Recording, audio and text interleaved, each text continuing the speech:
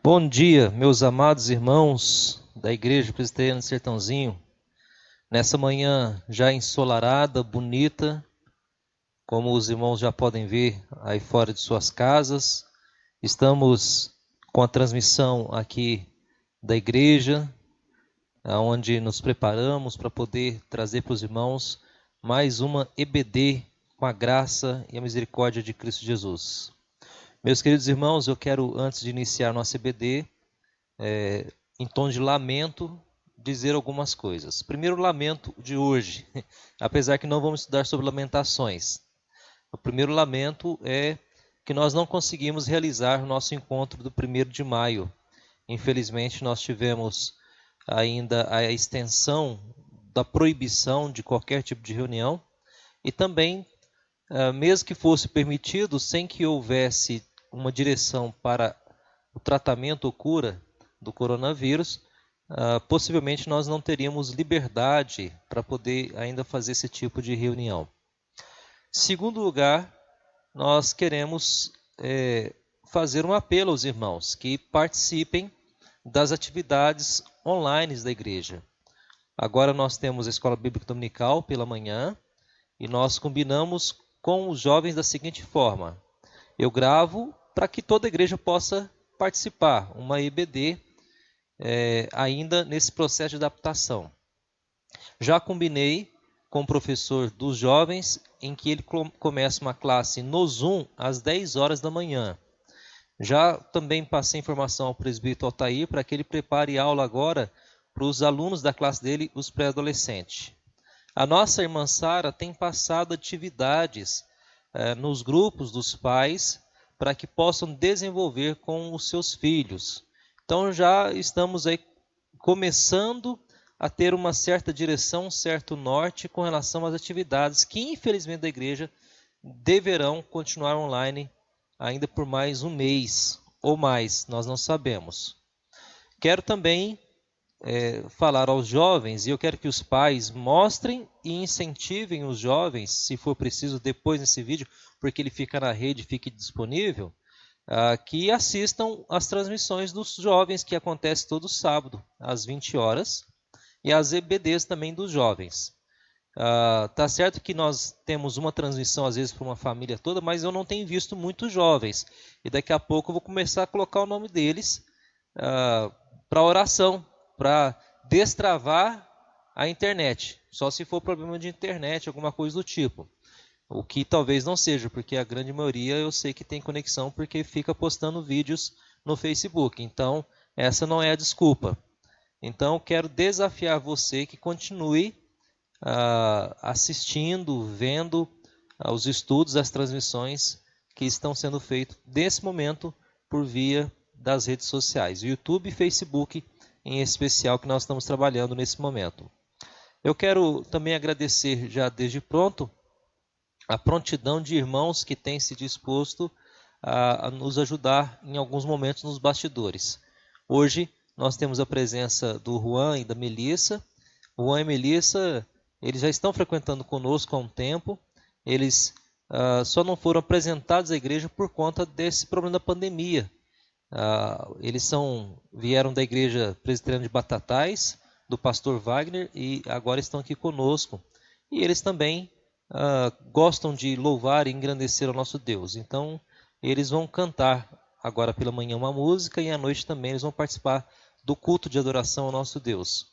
Então, eu vou passar nesse momento a essa parte da música, da adoração ao nosso Deus, onde na sequência nós voltaremos já orando e também partindo para a nossa lição bíblica da escola dominical. Então, apesar dos meus lamentos, é muito bom poder passar para os irmãos mais um dia, onde nós vamos nos ensinar a palavra do Senhor, vamos aprender a palavra do Senhor e esperamos que os irmãos interajam, né? Compartilhem.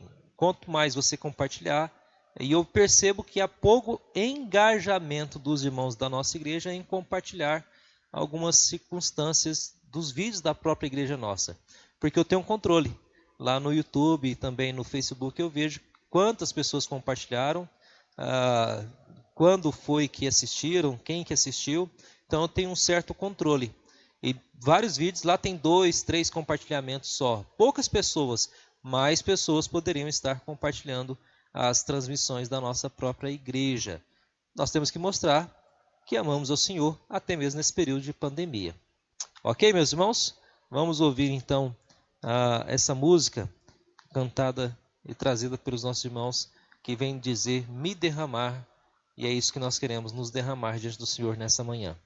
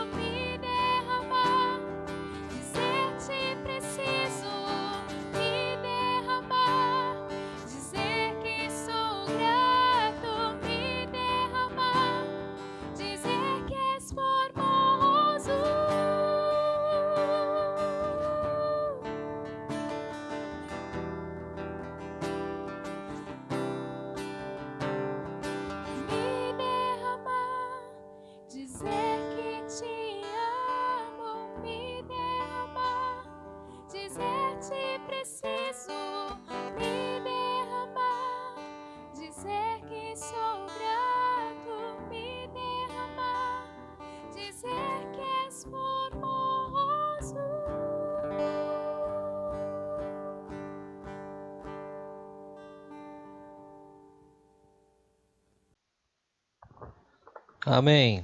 Após essa música, vamos orar, meus irmãos. Pai querido, nós queremos nessa manhã nos derramar diante do Senhor. Nós somos pecadores, miseráveis, e carecemos da sua misericórdia que se renovou nessa manhã sobre a nossa vida. Ó Deus amado, venha sustentar o teu povo, sustentar a tua igreja nessa manhã. Abençoa, Pai, ainda nesse período de quarentena, o povo de Deus que se encontra, alguns impossibilitados de trabalharem, exercerem suas atividades. Dá, ó Pai, o sustento e o pão nosso de cada dia à nossa mesa. Ó Deus amado, aqueles que podem trabalhar, guarda e proteja, Senhor Deus, os teus servos de contaminação, de qualquer intercorrência ou problema, Pai querido.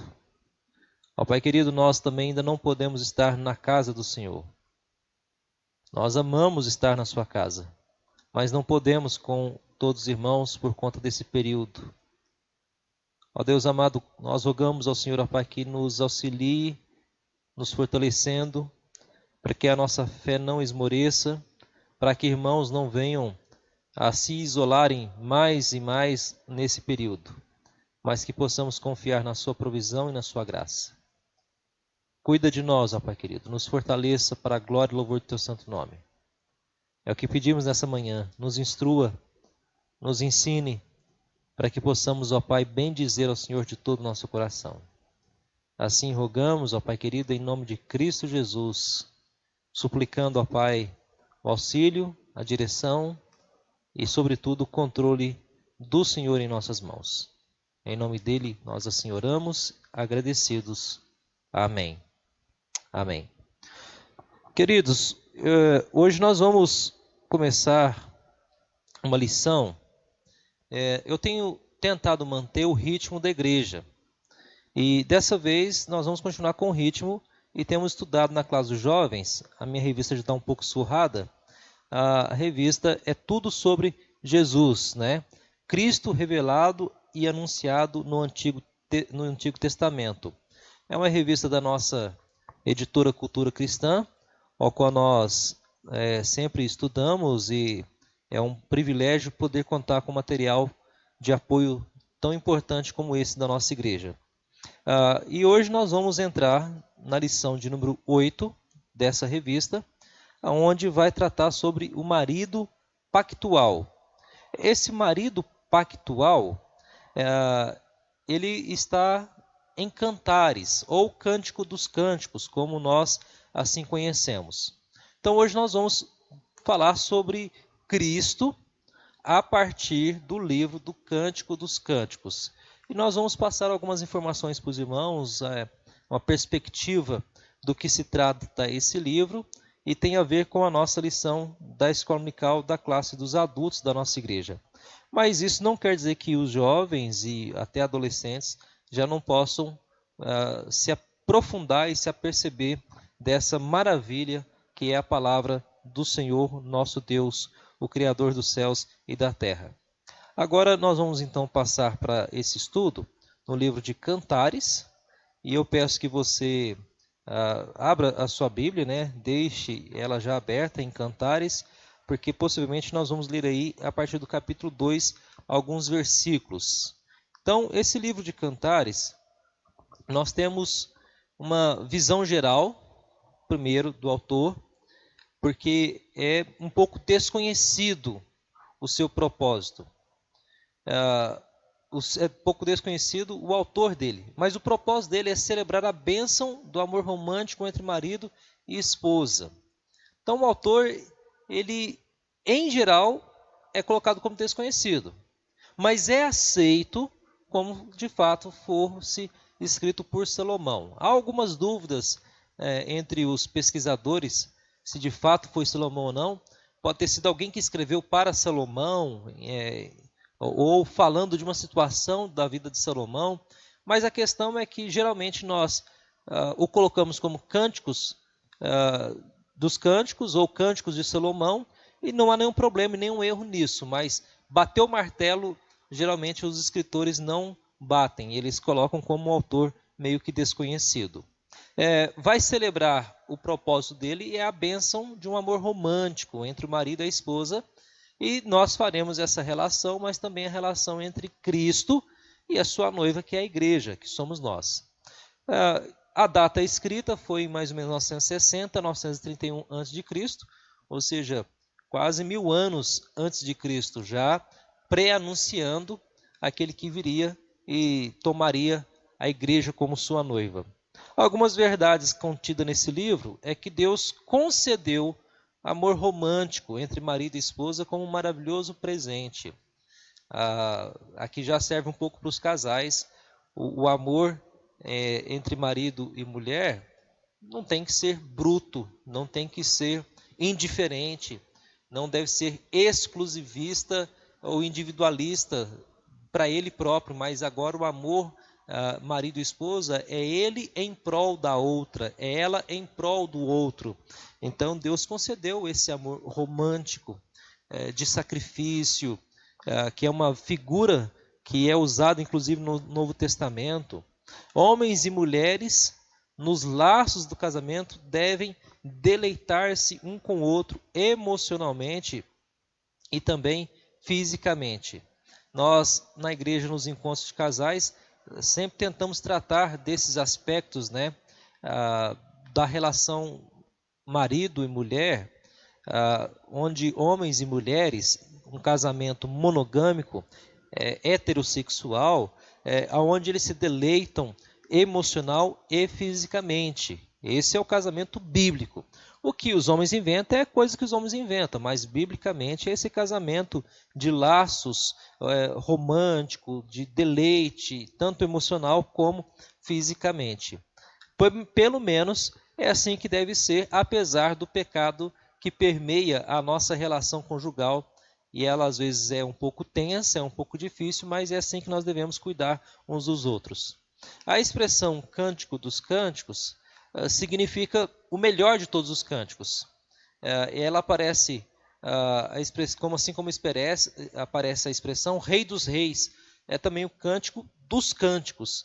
Ele é o cântico dos cânticos, é o melhor dos cânticos nessa questão conjugal, nessa questão de relação homem e mulher. E ele nos prepara para um cântico singular, da mais alta qualidade. É óbvio que esse cântico singular da mais alta qualidade é uma questão de exclusividade àquele a quem nós cantamos. No caso, a mulher para o esposo para a mulher, no caso, a igreja para Cristo, ao qual nós cantamos ao único noivo, ao único marido, ao qual assim esperamos. Com exceção do título, o cântico é todo escrito em verso. Se você olhar inclusive em português, você vai perceber que há uma diferença entre a impressão dele com os outros livros, né? Você vai perceber que de fato ele é bem em versos curtos, rítmicos, né? Uma linguagem rica em imagens, e também é um livro altamente sensual. Se você for ler esse livro com o aspecto marido e mulher, você vai ver que no aspecto marido e mulher há muita coisa aqui que remete à questão da sensualidade do casal. Não é porque o casal casou que eles devem perder esse aspecto de elogio, de cuidado, de poder preparar toda o contexto e a perspectiva para a consumação, para que de fato haja a entrega romântica, emocional, fisicamente, conforme se prevê na própria palavra do Senhor. Nós vamos ver que esse livro apresenta alguns desafios para sua leitura e interpretação. Por exemplo, Joe Bick, nos diz que basicamente existem duas correntes literárias com relação ao livro de Cânticos. Uma visão puramente horizontal, onde as pessoas acreditam que ali só se fala sobre relacionamento, sobre casamento e mais nada. Então essa é uma visão horizontal. Cântico dos Cânticos é uma descrição do relacionamento do esposo e da esposa e nada mais. Por outro lado, nós temos aqueles que acreditam que esse livro é uma alegoria do relacionamento amoroso entre Deus e o seu povo. Então aí seria um relacionamento só vertical. Tudo seria entre Cristo e a igreja.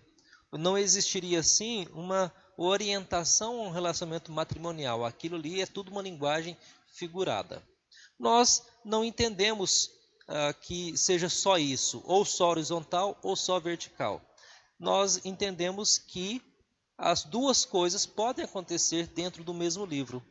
Nós podemos ver que essa dificuldade ela pode ser superada porque a própria Escritura dá testemunho a respeito de Cristo e da sua obra, que vai interagir a sua obra como noivo e a igreja como noiva.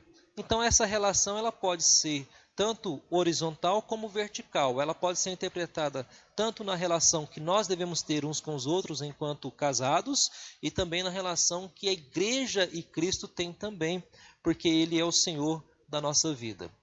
E essa é uma ideia contida em Jesus, porque Ele mostrou aos discípulos a caminho de Emaús, e nós já tratamos desse aspecto, que Ele cita que tem que ser cumprido a lei, os profetas e os livros que estão nos Salmos. E quando ele fala Salmos, ele está falando da poesia, ele está falando dessa perspectiva dos livros literários do Antigo Testamento, que envolve Salmos, Provérbios, Eclesiastes e Cânticos dos Cânticos.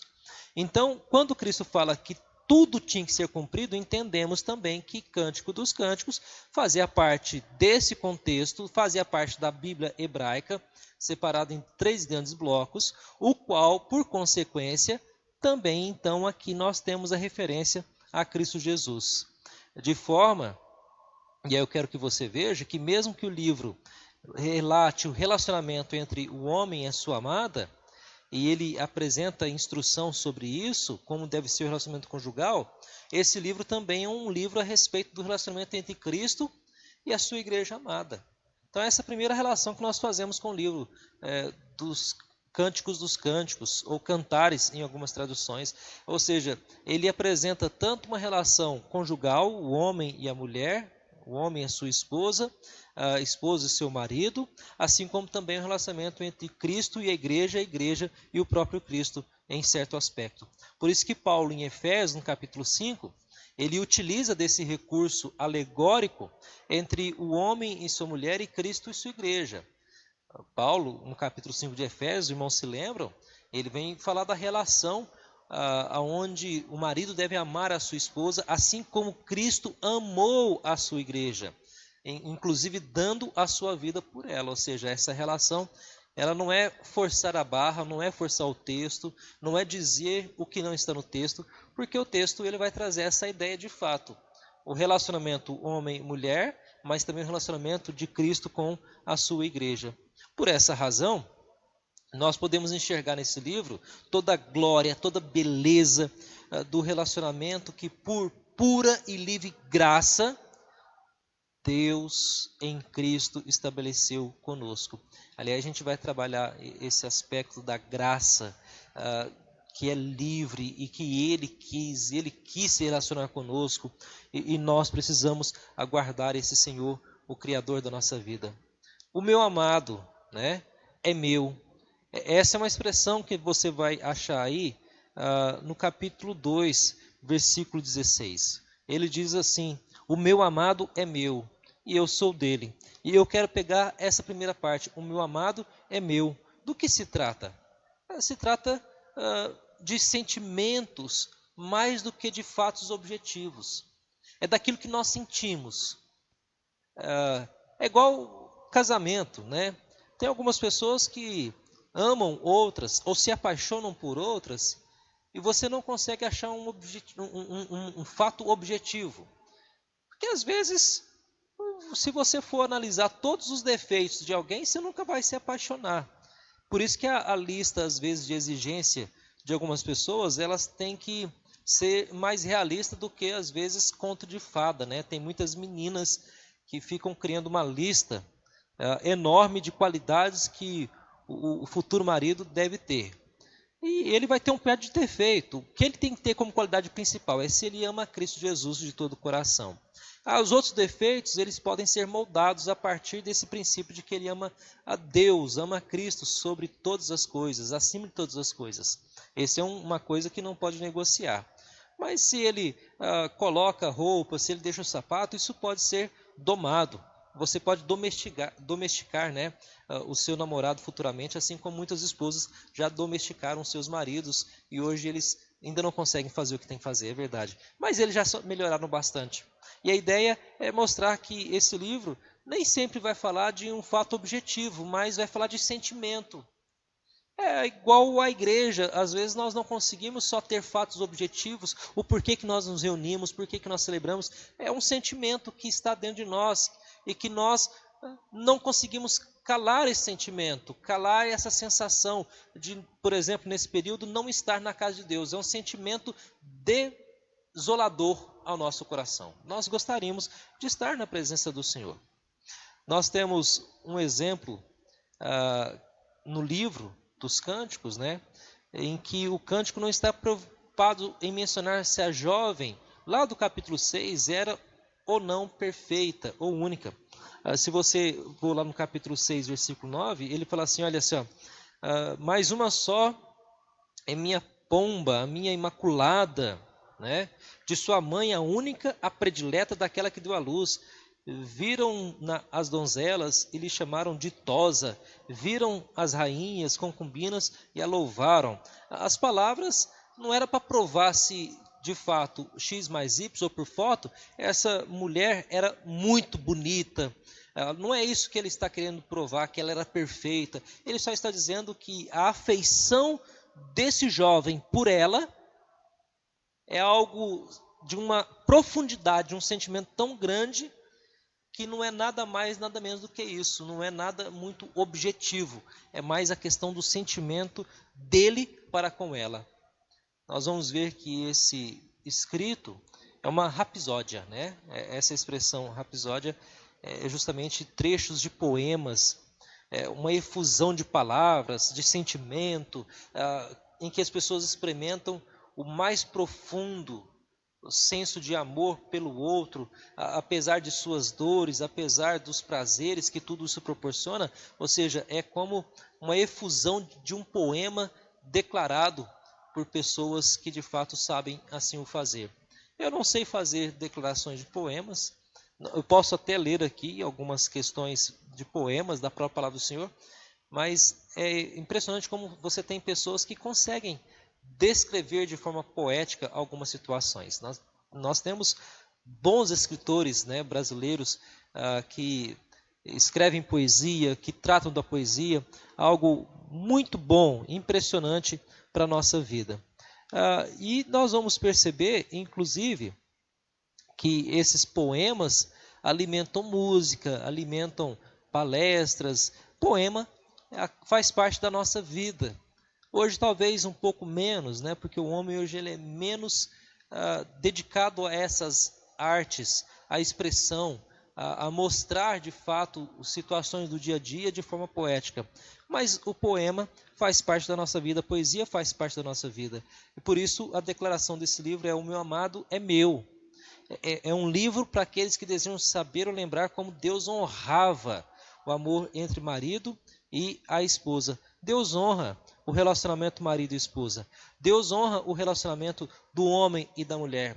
E Ele honra tanto esse relacionamento que Ele, assim, colocou esse livro para que nós nos lembrássemos da nossa relação horizontal que nós temos com a nossa esposa, e ele deve ser banhado de romantismo, de cuidado, de ternos afetos, e temos que nos entregar um ao outro nesse aspecto. Por isso peca o marido que se nega a dedicar-se à sua esposa, assim como também a esposa peca ao não dedicar-se ao seu marido. A esposa que está sempre com dor de cabeça, que está sempre cansada, a esposa que não tem nenhuma perspectiva na sua agenda para o marido, ela está pecando por não priorizar esse relacionamento conjugal ao qual Deus a colocou. Isso é muito sério, meus irmãos. E aqui não é nenhum apelo e nenhuma chamada para que o homem ou a mulher em si tire vantagem, mas é a importância do contexto do relacionamento. Homens e mulheres que se unem devem se dedicar a essa união, assim como Cristo uniu-se à igreja e ele dedicou-se inteiramente a essa união, e ele espera que a igreja dedique-se a ele também nessa união. Uma união conjugal, ela não é de uma pessoa só, ela pressupõe duas pessoas. No caso alegórico, a união de Cristo com a igreja, ao qual nós somos a igreja, pressupõe Cristo e pressupõe a igreja. Não existe uma igreja sem Cristo, assim como não existe Cristo no contexto sem a sua noiva. Cristo morreu pela sua noiva, deu a sua vida pela noiva. Então esse livro nos lembra como que Deus honra esse amor marido e esposa. Pode ter os pecados, pode ter os percalços, pode ter os problemas que for o casamento. Mas se você casou, tem que honrar o casamento. Se você casou, tem que honrar o seu esposo. Se você casou, tem que honrar a sua esposa. Esse é um aspecto muito importante dessa expressão. O meu amado, ele é meu. O meu amado é meu. E é muito importante que nós nos lembremos que nos versos anteriores, o noivo estava chamando a noiva. E ele a convida para ir até ele, pois queria ver o rosto dela, queria ouvir a voz dela. Se você ler depois do versículo 10 até o versículo 15, o 10, no finalzinho, ele fala assim, o meu amado fala e me diz, levanta-te, minha querida, formosa minha, e vem. E aí ele vem descrever da forma dele, da forma poética dele, convidando a sua noiva para que ela vá até ele. Aí por isso que no versículo 16 ele fala, ela fala, o meu amado é meu. Eu ouvi a sua voz, eu quero ir até ele.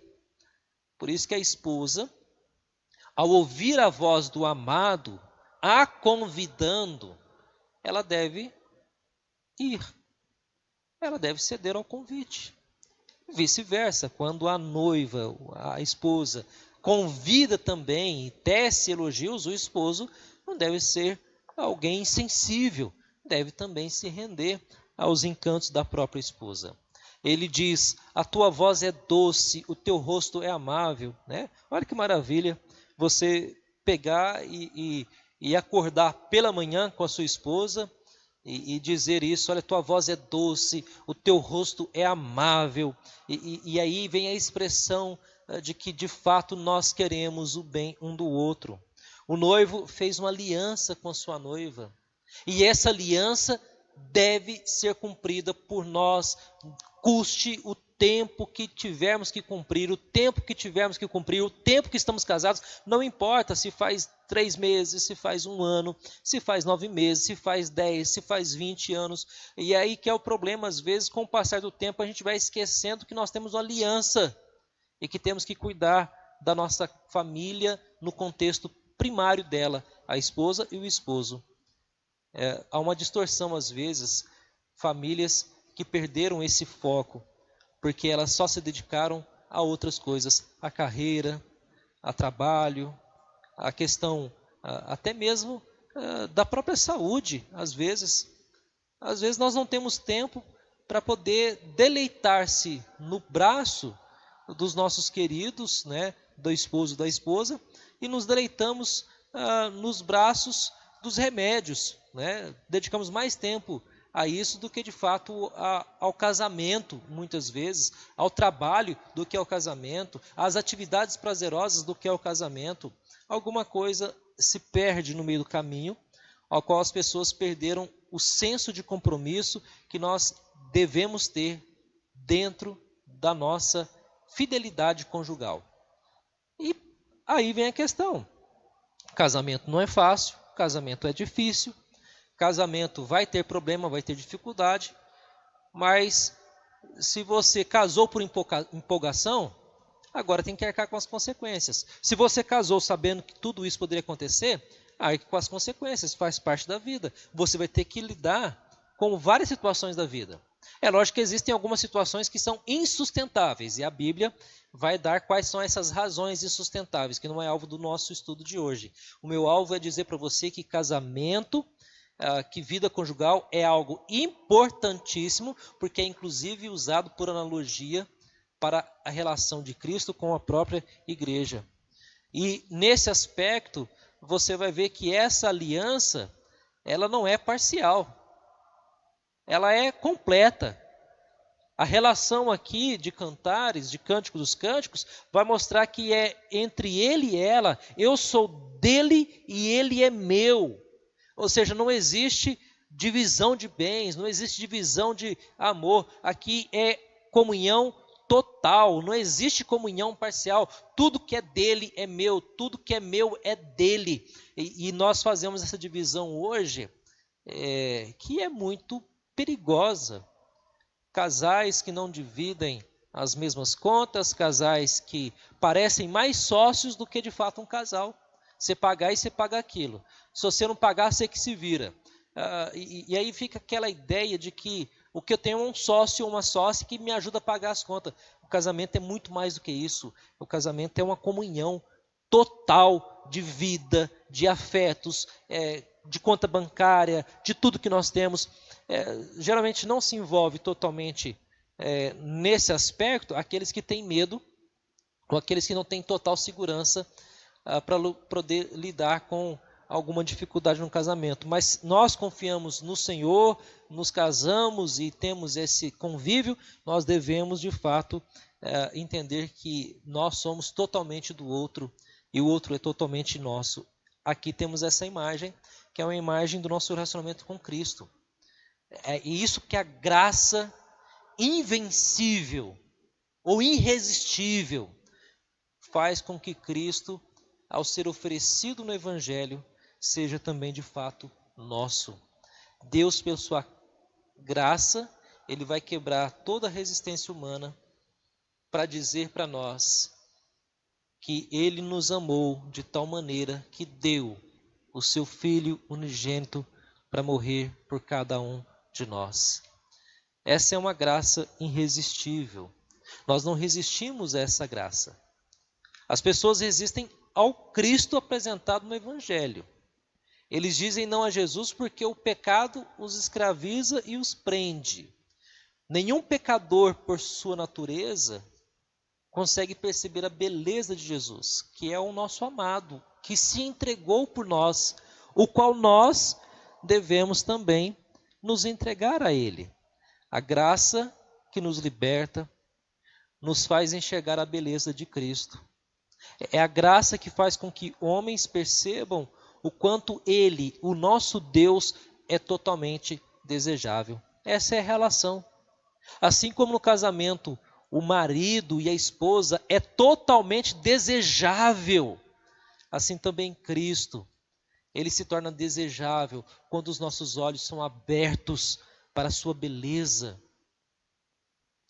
Essa questão da beleza também, ela se torna complicada de definir em alguns aspectos, né? Às vezes você vê pessoas bonitas lidando com pessoas não tão bonitas fisicamente. É verdade. Mas é interessante é que os olhos daquela pessoa, ela enxerga uma beleza além da aparência física. Essa é a ideia, porque fisicamente não é isso que nos leva a apaixonar por Cristo.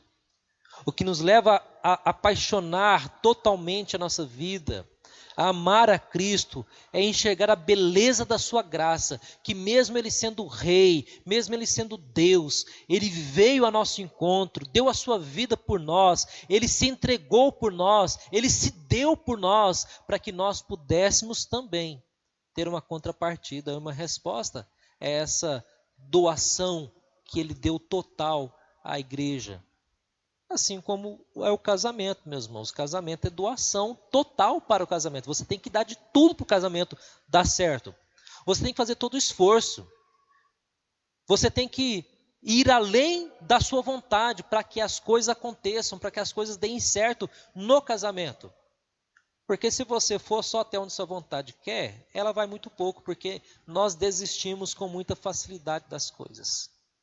Então percebam que nós desejamos a Cristo, porque a sua graça derrubou todas as barreiras, nos tirou a cegueira, e nós hoje conseguimos abrir nossos olhos, nosso entendimento, nosso coração, e nós conseguimos ver a beleza de Cristo Jesus. Eu não sei você, mas enxergar a beleza de Cristo Jesus, meus irmãos, é ver essa beleza de relacionamento, que mesmo uma noiva imperfeita, cheia de problemática, que é a igreja, nós somos problemáticos, somos cheios de defeito, nós somos infiéis muitas vezes ao nosso Senhor, e mesmo assim, Ele nos ama, é uma beleza indescritível, não há como descrever a beleza de Cristo, quando Ele se dedica, Ele nos ama e Ele se entregou por nós. Quando isso acontece, nós podemos ver Cristo no Evangelho. E aí podemos dizer, sim, Ele é meu, eu o tenho, tudo Ele é, eu tenho, tudo que Ele fez, eu abraço porque Ele é meu. É essa a expressão que eu quero dizer para os irmãos, o meu amado é meu, meu.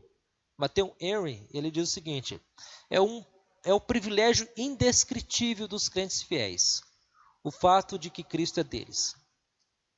Cristo é o nosso Rei, é o nosso Senhor, é o noivo que anseia pela noiva, onde um dia estaremos com Ele por toda a eternidade. Os crentes participam de Cristo. Nós participamos do Cristo, meus irmãos, que morreu por nós. A ceia é uma lembrança dessa participação mística que nós temos com Cristo. Eles não apenas têm interesse nele, mas desfrutam dele. Ter interesse é só querer arrancar coisas dele. Não, nós desfrutamos, nós nos alegramos, ele nos consola, ele nos fortalece. Ele é para eles, para nós, aquilo que o mundo não é. O mundo não pode ser isso, nem pode ser. Tudo que eles necessitam e desejam é a felicidade completa. E a felicidade completa só é possível ao lado de Cristo Jesus.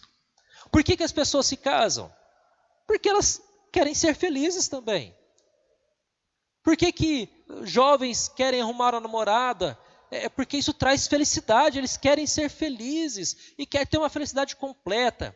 E aí começa a achar coisas, né? Para eu ser feliz eu tenho que casar. Para eu ser feliz agora eu tenho que comprar isso. Para ser feliz eu tenho que ter filho. Para ser feliz... Não, a felicidade completa, meus irmãos, ela acontece de fato no contexto da família, mas ela é muito pequena no contexto maior espiritual. A felicidade completa está naqueles que amam a Cristo Jesus.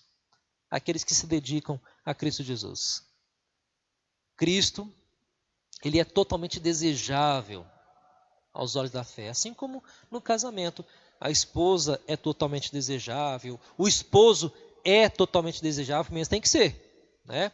A esposa que não tem nenhum desejo mais de estar com o marido, alguma coisa está errada, está em pecado, tem que tratar, busca aconselhamento, vamos identificar por que você não tem desejo mais. O esposo que não deseja mais estar do lado da esposa está em pecado. Por que não deseja mais? Qual que é o problema não tratado? Alguma coisa aconteceu que estragou a relação e tem que ser tratado. A relação do nosso amado é belo naquilo que ele é. Ele é o nosso amado. Pela fé, podemos contemplar a beleza e a obra de Cristo. Ele é completamente desejável por aquilo que ele fez, inclusive.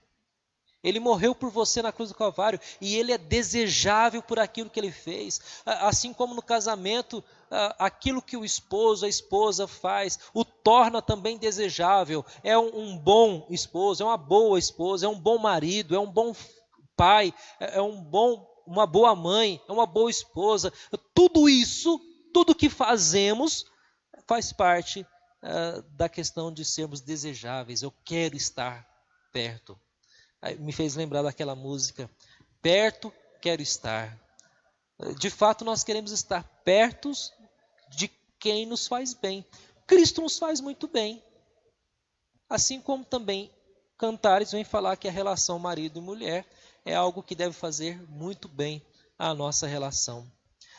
No capítulo 6, versículo 3, mais uma vez, ele vem repetir essa expressão, eu sou do meu amado, né?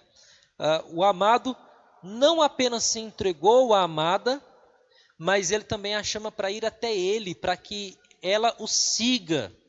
Olha só o que diz aí, o meu amado fala e me diz, levanta-te, querida minha, formosa minha, e vem.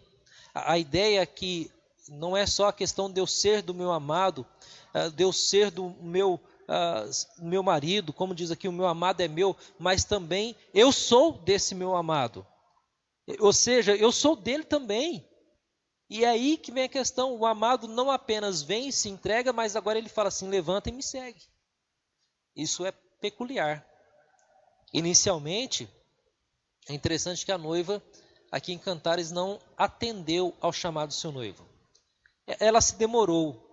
ela se envolveu com outras coisas. A ideia aqui é que o noivo veio e a chamou, olha, vamos.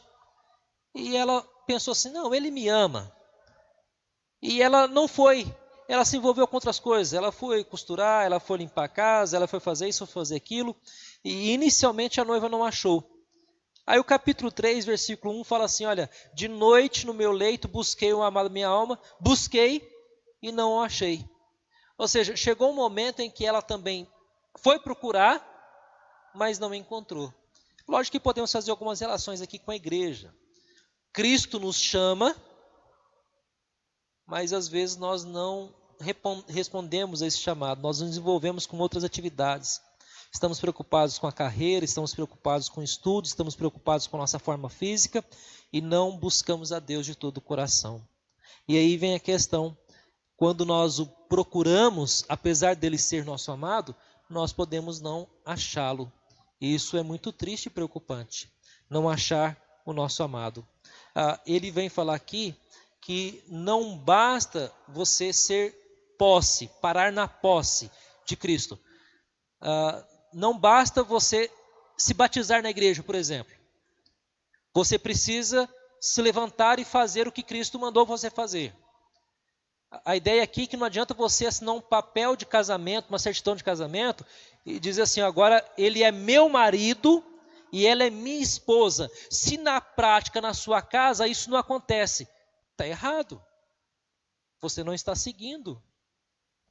A ideia é, com relação à vida cristã, é que você tem que se levantar e seguir a Jesus, o nosso amado. A ideia para o casamento é que não adianta fazer um casamento todo bonito, formoso, com papel, com escritura pública dizendo que você é dele e que ela é sua, se lá nos particulares vocês não são de vocês mesmos, vocês não se entregam. Pode ser que não tenha mais ninguém, pode ser que não exista outra pessoa, mas a questão é que se você não se entrega totalmente, há pecado. Assim como também há pecado daquele que não se entrega a Cristo. Ele prefere ser escravizado pelos seus afazeres, pelas suas paixões, pelos seus prazeres, e não por Cristo Jesus. Não devemos ficar parados, pensando, ele é meu. Nós precisamos seguir o noivo, no caso é Cristo. Nós não podemos pensar, por exemplo, no caso da esposa, ela é minha esposa, não precisa de cuidado, não precisa de um elogio, não precisa de um afago, não precisa de nada. Ela é minha esposa, casou comigo, agora ela é minha. Não, é preciso, a ideia de seguir é que você vai cuidar, vai satisfazer, vai amparar, vai ajudar, vai estar lado a lado, vai estar ombreando. A ideia é que você caminha junto. Não adianta nada você falar assim, eu sou de Jesus, mas não vai na igreja. Não adianta nada falar assim, eu sou de Jesus, mas não lê a Bíblia. Não adianta nada falar, eu sou de Jesus, mas eu não oro, eu não jejuo. Então você não é. Você não é. Você recebeu um chamado do Senhor, mas você não se levantou para segui-lo. Não se levantou para segui-lo. Isso é muito triste, porque às vezes nós fazemos isso em nosso casamento. Nós falamos que é nosso, mas não cuidamos daquilo que é nosso. Esposos não cuidam de suas esposas como deveriam cuidar. Esposas não cuidam dos seus esposos como deveriam cuidar. Então não é nosso. Algo está errado. Nós somos e devemos ser do nosso amado. E o nosso amado é meu. No caso, Cristo Jesus. Versículo 8 do capítulo 5 fala assim, conjuro-vos, ó filhas de Jerusalém. Aqui ela já está desesperada. Ela está agora procurando. Se encontrardes o meu amado, que lhe direis? Digam a ele que eu desfaleço de amor. É interessante essa ideia, porque agora ela sai procurando o seu amado ou o seu marido. Ela não o encontra na sua casa, porque ela não o seguiu. Ele disse, venha, e ela não foi. Aqui é uma linguagem figurada, obviamente, de talvez um esposo que falou assim, vamos viajar comigo? E ela disse, não quero ficar aqui com a minha mãe, ficar aqui, cuidando dos cachorrinhos, cuidando dos passarinhos. Até tome cuidado em ter muita coisa, porque às vezes você tem que sair com o seu esposo e não tem condição, né? E aí, ele tem que cumprir com a vida, ele tem que trabalhar. E ela podia ter ido, e ele não foi. E aí, então, ela sai gritando, onde vocês encontraram fulano, ciclano? E aí a pergunta é, o que eu falo para ele? Fala que eu desfaleço de amor, que eu preciso dele. A ideia é mais ou menos essa, alguém que está desfalecido de amor e que precisa de fato de um cuidado nesse momento. Pouco antes, no capítulo 2, ela desfalecia porque eu tinha. Agora ela desfalece porque quer encontrá-lo. Às vezes acontece isso conosco na igreja também. Às vezes nós desfalecemos de amor porque estamos com Cristo. Isso traz alegria ao nosso coração. A gente se alegra nos louvores, se alegra, mas existem momentos também que nós desfalecemos porque não temos mais a Cristo. Só que esse desfalecer posterior, ele pode se redundar talvez em tristezas, depressões, porque você não tem mais o seu amado do seu lado. Por quê? Porque você não se levantou. Fazendo a relação com casamentos, por isso que talvez alguns, quando o casamento afunda, naufraga, e infelizmente acontece o divórcio nesse mundo decaído, depois você fica se lamentando e procurando e dizendo assim, eu não devia ter feito aquilo, não devia ter falado aquilo, não devia ter separado dessa forma, e esse é o aspecto do casamento. Depois você vai procurar e talvez não vai encontrar mais. Assim como muitos vão procurar a Cristo um dia e não o encontrarão mais. A ideia e uma aplicação aqui para a nossa vida é que o modo com que nós nos tornamos discípulos obedientes, às vezes nós não dedicamos e o nosso amado se retira da cena. Nós ficamos sem consciência da sua proximidade, da sua presença, e isso faz com que nós o busquemos para que nos levemos a uma obediência vívida e vital.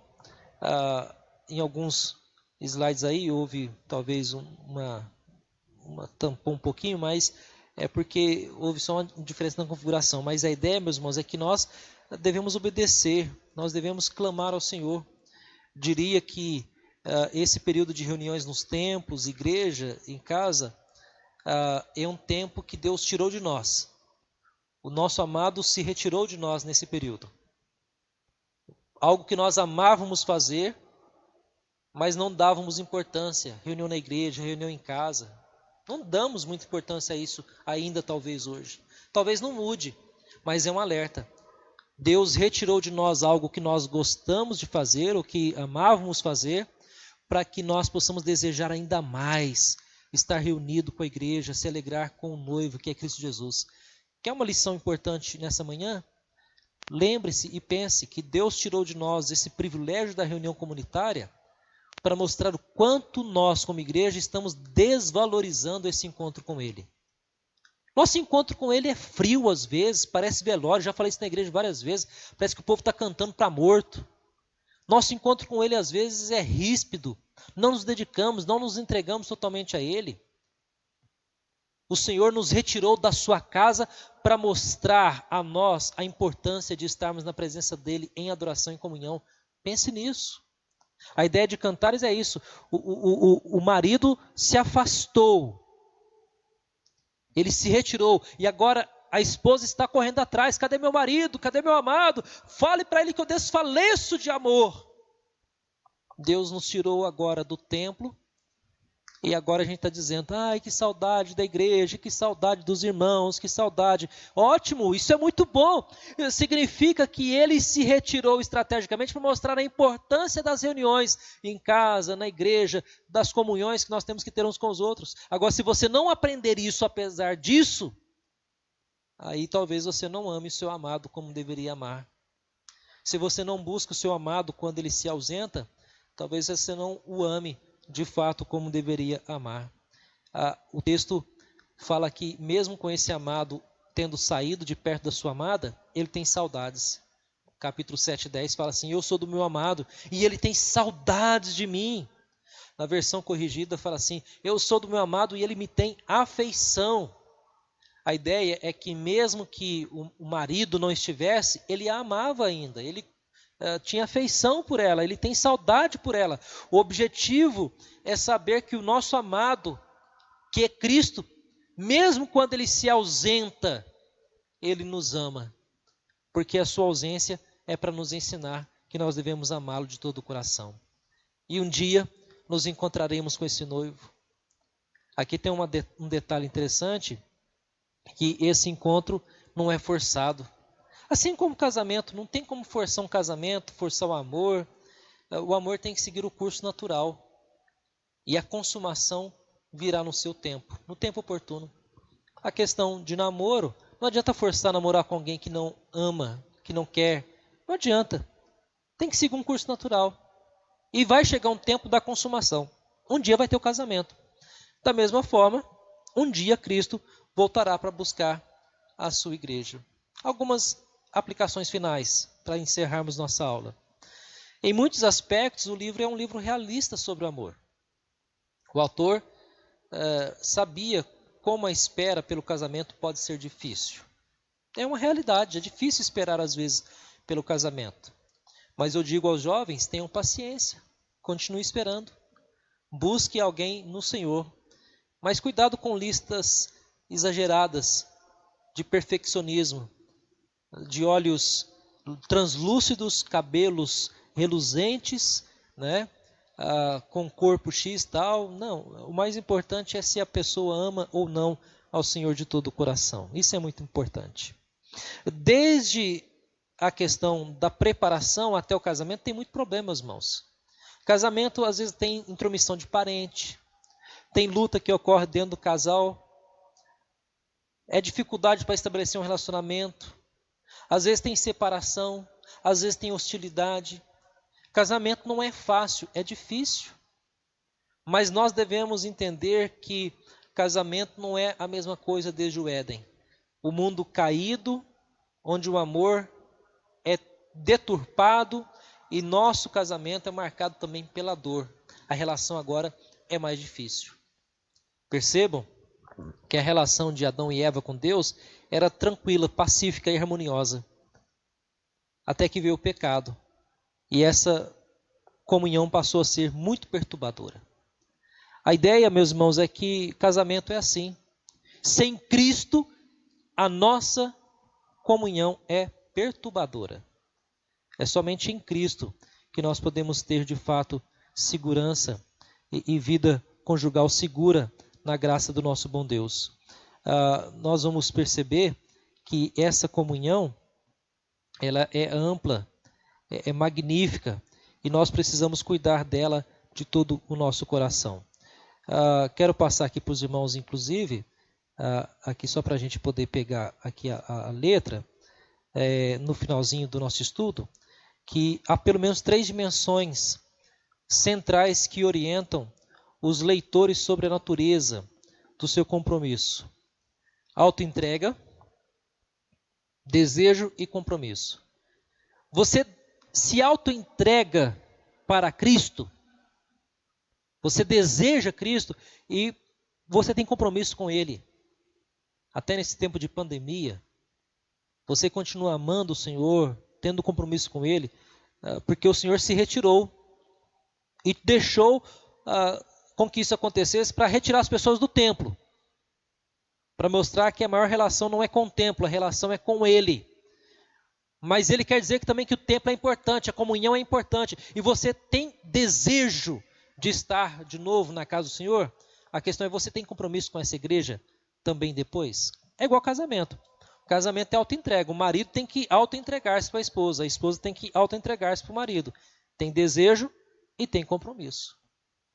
Jesus, Ele deleita-se em nós, Ele se entrega a nós com amor, Ele nos deseja totalmente para si e sente profundamente a dor e o prazer desse relacionamento. Ele se alegra quando você faz coisa boa, mas Ele entristece quando você pisa na bola. É o casamento, meus irmãos. O esposo e a esposa se alegra quando as coisas estão bem, caminhando tranquilo, mas também ela se entristece e sente a dor, às vezes, de um maltrato, de um desafeto, de alguma coisa que aconteceu. Cristo entregou a sua própria vida pela igreja e ainda agora dedica ao bem dela como marido amoroso.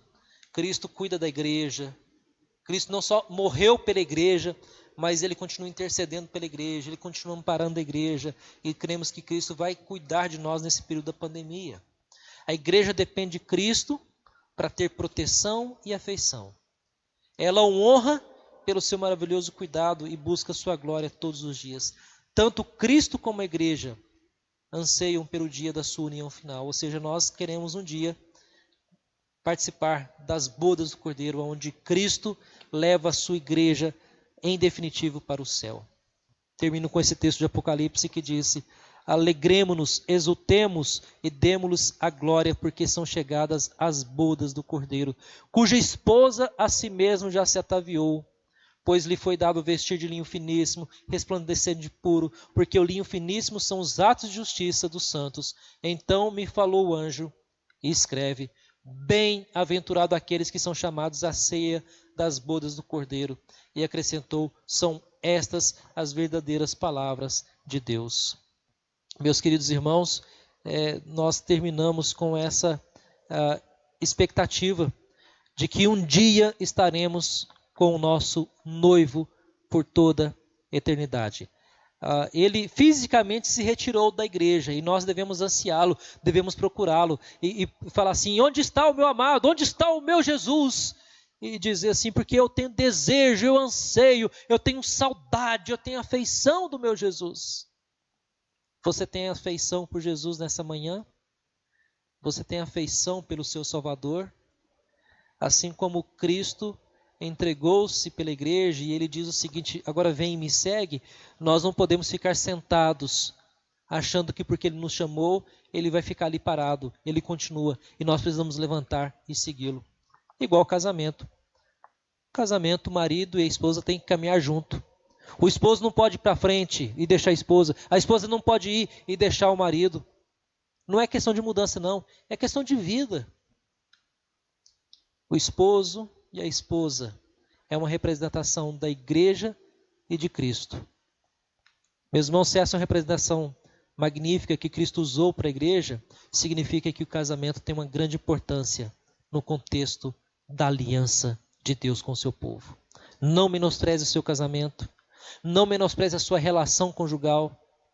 Esposo, se você estiver em pecado, peça perdão e reconcilie-se com Deus e com a sua esposa.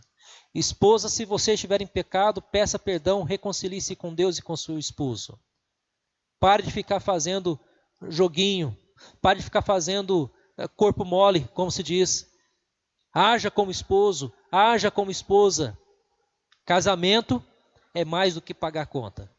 Agora, se vocês estão juntos só para pagar a conta, o casamento está totalmente distorcido. Procure orientação na palavra do Senhor para a sua vida. Deus abençoe a nossa manhã, nossa EBD, e que Cristo nos fortaleça cada vez mais para louvor e glória do teu santo nome. Amém, meus irmãos? Nós vamos encerrar então agora nosso dominical. Vou orar por você. Ore pelo Walter, pai do nosso irmão André Bizio, meus irmãos. Ele, nesse último final de semana agora, ele foi internado na segunda-feira, na semana passada, e esse final de semana ele não andou bem, e estava um pouco mais agitado, um pouco mais complicada a situação de saúde dele. Ore por ele, ore para que Deus fortaleça a família nesse período também. Vamos orar?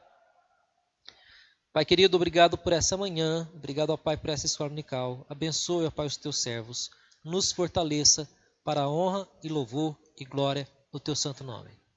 Em nome do Senhor Jesus, traga sobre nós a tua paz. Abençoa, ó Pai, e fortaleça o nosso irmão André, sua família, e também, ó Pai, o seu Walter, ó Pai. Traga ali, ó Pai, recuperação, é o que desejamos para o teu servo. Fortaleça, Senhor Deus, ali cada um dos teus servos. Em nome do Senhor Jesus, abençoa o nosso dia. Amém e amém. Queridos, até a noite, com a graça de Jesus, no nosso culto vespertino. Deus abençoe. Amém.